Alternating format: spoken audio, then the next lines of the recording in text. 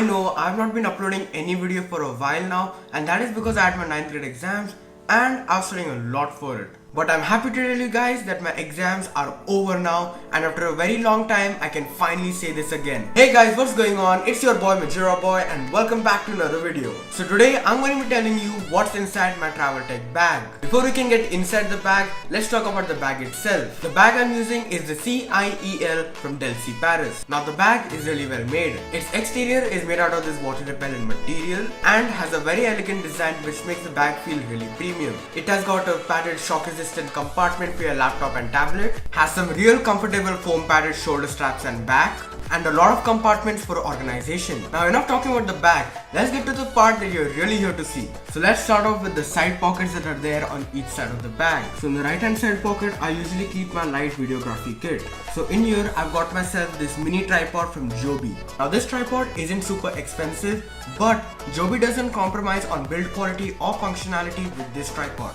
One really cool feature this tripod has is that its feet are covered with magnets. So the arms of the tripod plus the magnetic feet allow you to mount this tripod basically anywhere. And to go with this tripod, I always carry my wide angle lens from Rhino Shield. Most add-on phone lenses are made out of a cheap plastic material, whereas the lens from Rhino Shield has a full metal build, which makes it super durable and gives some heft to it. The only way you can use this lens is if you own the Rhino Shield mod case and lens adapter, which with the price of the lens makes this a very pricey setup, but a one that is totally worth it. Now when it comes to this compartment, I usually store my cables and adapters in here.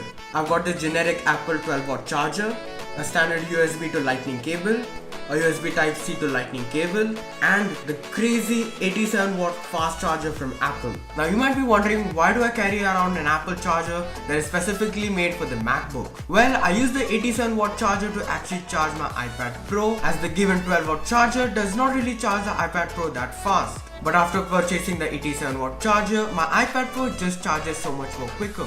Once you come to this compartment, I've got something really interesting in here. Now the first thing I have in here is my SteelSeries Nimbus controller.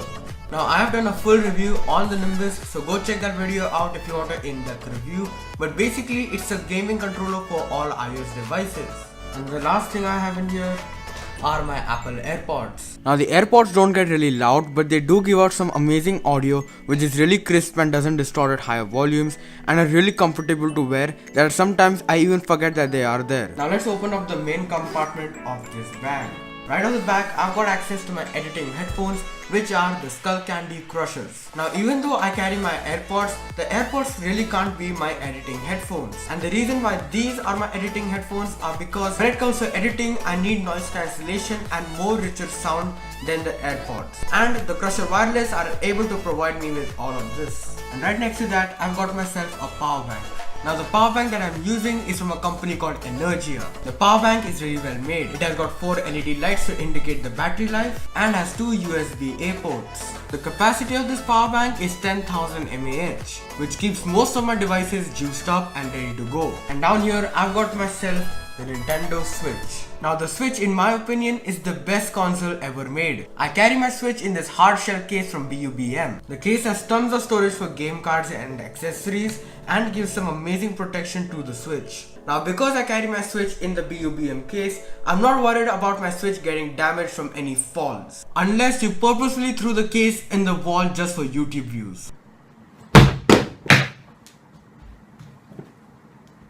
Now coming to the last section of the bag, this is where I usually stuff all of my productivity items. The first thing I have in here is my tech survival kit. All the contents of my tech survival kit are housed in this gadget organizer from Wildcraft. So this is actually a backup kit which I keep in this bag all the time. So if I forget anything or I have a tech emergency, this kit has got me covered. Now I'll be making a video on this thing pretty soon, so stay tuned for that.